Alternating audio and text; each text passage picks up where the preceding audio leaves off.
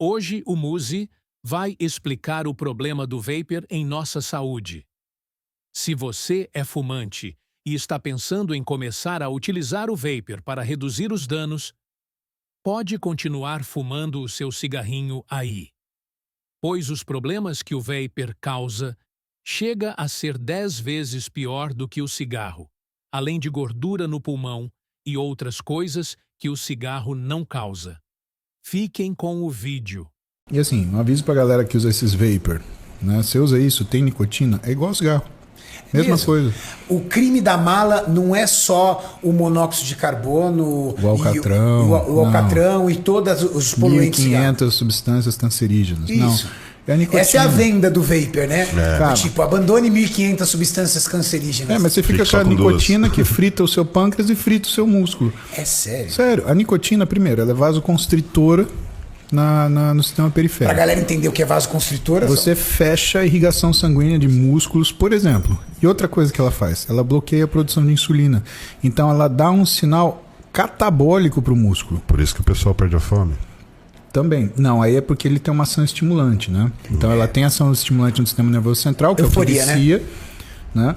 Só que aí ela tem o efeito metabólico dela, né? Ela piora o metabolismo do músculo porque ela impede a liberação de insulina e ela piora a circulação muscular. Caraca. Então você imagina o coração de quem fuma, né? Ele tem perda muscular por conta da ação de diminuição da irrigação e tem perda muscular por causa da diminuição da ação da insulina no músculo. Né? E não importa se ele está fumando um vapor. Se tiver nicotina... Cara, tem nicotina, vai fazer isso. E aí o que é pior, né? Quando você faz as equivalências entre o conteúdo do vapor e um cigarro, muitos vapors, eles têm líquidos que a concentração de uma baforada é um maço de cigarro. É muita coisa. E o cara fica lá... esses vapor aí... E aí que ele vicia ainda então, mais, né? Eu vi uma pesquisa, agora não sei se é real, porque eu vi na televisão, de que usar o vapor excessivamente estava dando gordura no pulmão. Gordura no pulmão. Putz. E você sabe qual é o problema do vapor? O cara, ele volta a ser incluso na sociedade. Porque hoje, vamos combinar, eu acho que não existe cara que sofre mais preconceito na sociedade que o fumante. Né? Esquece. Tipo, se você estiver no restaurante, você sair do restaurante, acender um cigarro na porta do restaurante, num ambiente externo, todo mundo vai virar e olhar pra você. Do tipo, tá acendendo um cigarro, cara. Entendeu? Hoje o mundo não é mais pro fumante, do cigarro. Só que o cara no vapor, o que ele fala? Pô, tô cheirosinho. Não pegou na minha roupa, não pegou no meu cabelo. Eu vou chegar numa menina, ela não vai me sentir com aquele bafo azedo de cigarro. Exato. Tô bonito.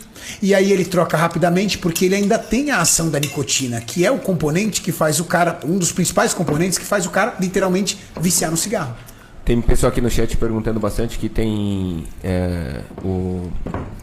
como chama? Não é o óleo? O juice. O juice do vape que não tem nicotina. Que é só para fazer a fumaça. Então, mas esse não deixa de dar gordura no pulmão. O problema aí é o veículo, né? Você está usando um veículo, né? Oleoso. Esse óleo que dá gordura. Que ele, inclusive, né? Ele cria lesão celular, né? Então tem gente com, cara, faltando pedaço do pulmão com esses negócios. Imagina, Muzi, você fazer com que uma substância oleosa se transforme em algo gasoso.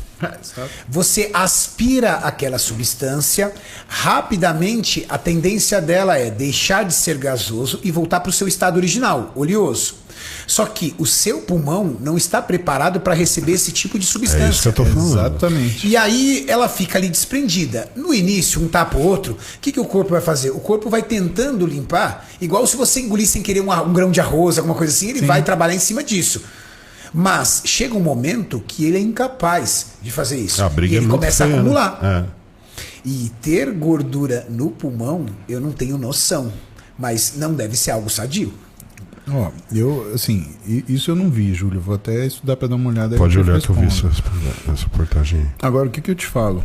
Qualquer coisa que você coloque em contato com o alvéolo, duas coisas vão acontecer.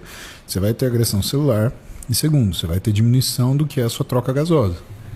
E o grande problema é que eu vejo a galera do vapor, não é que nem cigarro, porque o cara pegava, fumava um cigarro, saía fora, e dali 1 hora, 2 horas e fumava outro. O cara fica com o negócio na mão direto. Bobeou, Cara, sabe, será que você... É como se você usasse muito mais do que um cigarro. Então você, tudo bem, tira as 1.500 substâncias cancerígenas, mas você está botando... 5 vezes, 6 vezes, 10 vezes mais nicotina. Exato. Porque, ó, um cara que fuma absurdamente cigarro, ele chega em 2 maços de cigarro. Fala, cara, esse cara fuma pra caramba, fuma 2 maços de cigarro.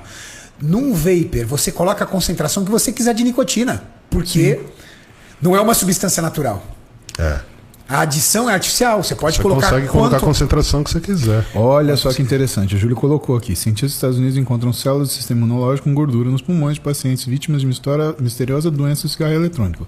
Isso eu consigo te explicar. O que é isso? Célula inflamatória é macrófago. Macrófago é a primeira linha de defesa que a gente tem quando a gente tem um corpo estranho, né?